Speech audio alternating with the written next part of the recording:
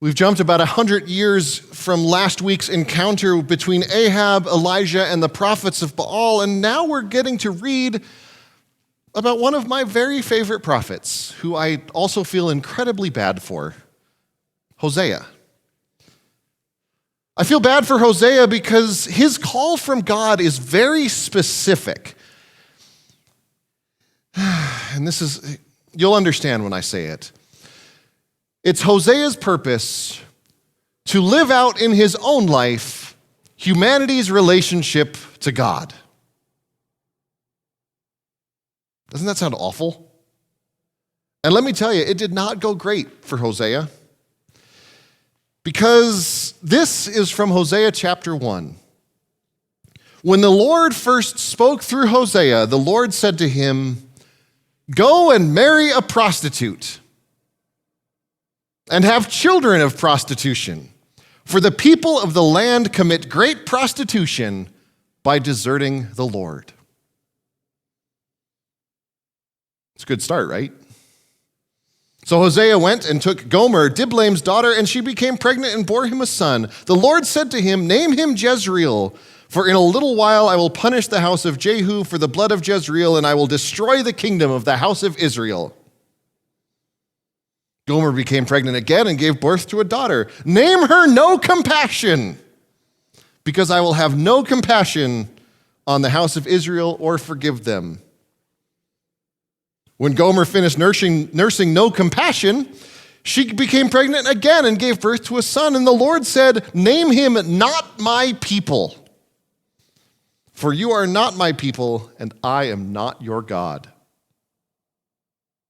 It didn't get any better after that. Hosea is a very, harsh book. But it also tends to describe how we humans like to interact with God, after all. We'll follow God for a little bit, and then as soon as something comes around that's a little bit more shiny or a little bit more entertaining, we go after that. Somebody jiggles their keys at us a little bit too loud, we go, "Ooh, I like that." Because that's just kind of what we do. We follow God and then we don't, and then we follow God again and then we don't, and then we follow God again and then we don't. And that's really kind of the summary of the whole Bible, isn't it? And if your life's anything like mine, it's probably about the same too. We follow God real good for a bit and then we don't, and then we do again and then we don't, and it's just kind of how life goes. So you see why I feel so bad for Hosea, because he had to live that out and he got to play God's part and marry a prostitute who kept working after they got married. But don't we so often do the same thing? We say, "Oh yeah, God, I'm going to follow you. I love following you." And then, keys. They jingle so nice. Even when we do want to follow God, it's far easier for us to want to do our own thing. It's just what we do. And so, in order to symbolize this for the people of Israel in a very obvious way, Hosea married Gomer. And Gomer strayed because of course she did. She went after other lovers than Hosea, and all her misdeeds were out in the open for everyone to see. Because after all, that's what God's people did to God. He would save them, but then they would go and do whatever they want. In the time of Hosea, they were worshiping Baal and Asherah again for about the 17th time, I'm sure. Because that's what they did. They went after the other gods over and over and over again, no matter what God did to show who he was. Remember, it was just last week that God and Baal had their little contest where God very obviously won because he set fire to an offering and Baal did not. And yet here we are again with God's people not paying any attention to God. Now, in the case of the northern kingdom of Israel, the Assyrians showed up and crushed them and scattered them all over everywhere. I told you Hosea is not a very happy book. I mean, the gist of Hosea, you can probably sum up the first half of it as doom to them. You have plowed wickedness, you have reaped depravity, you have eaten the fruit of lies. It's enough to make you kind of go, well, what's the whole point then? If all there is doom and depravity, it's not a very happy message. But then there's something else that we see between Hosea and Gomer.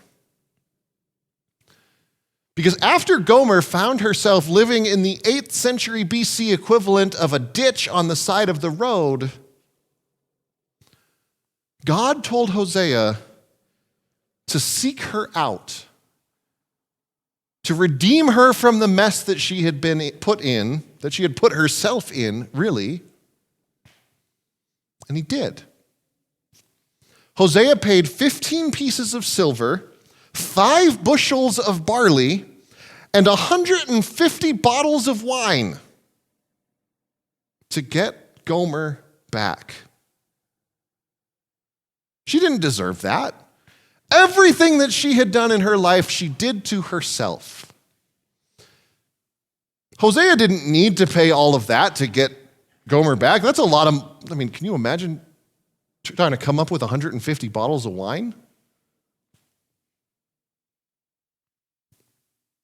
But that's what Hosea did for Gomer. And that's what God does for us. When we stray and we end up in a spiritual ditch somewhere, God rounds up some silver, some barley, and some wine to buy us back. God says later, towards the end of the book of Hosea, I will take you for my wife forever. I will take you for my wife in righteousness, in justice, in devoted love, in mercy. I will take you for my wife in faithfulness, and you will know the Lord. And I will have compassion on no compassion, and I will say to not my people, you are my people. And he will say, you are my God. Because that's the beautiful thing that happens in the book of Hosea. It doesn't just leave you in this place of dire, doomy gloom. Because God says, I will redeem that. The children who were named no compassion and not my people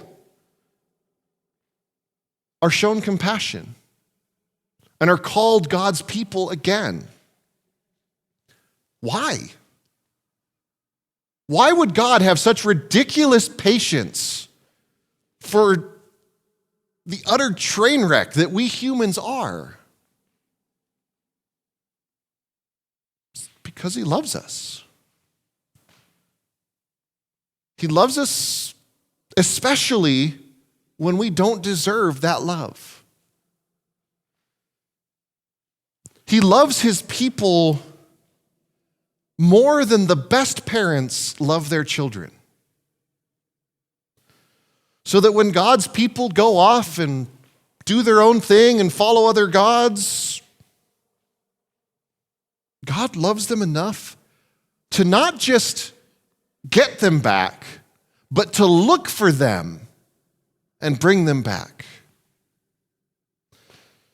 In Hosea's time, this was shown in the high price that Hosea paid for Gomer to buy her out of prostitution again and redeem her. In our time, it happened when God himself came as Jesus to buy us back from our sin, to buy us back from death. And the price that he paid was his own flesh and blood. Not just some barley and wine, but his body and blood broken and shed on the cross for us. Why? Because he loves us with a stupid love. A love that doesn't even make sense. A love that loves us when we least deserve to be loved. A love that loves us when we want nothing to do with God and we just want to do our own thing. Because that's what God is. That's who God is.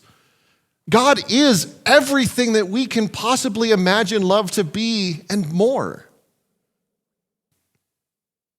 Because that's who he's always been. We see God's love in Hosea's life, what he does for Gomer. We see God's love in our own lives, the things he does for us.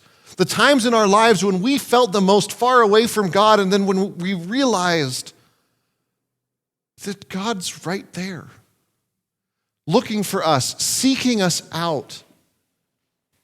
And we realized that God redeemed us from everything icky and mucky and sinful and dead in our lives. All because he loves us. And he loves us so much that he won't leave us in a ditch. But he redeems us and cherishes us, cares for us, and loves us more deeply than anything else in the universe can possibly love us. Because that is just who God is. And it's just what God does. He is love.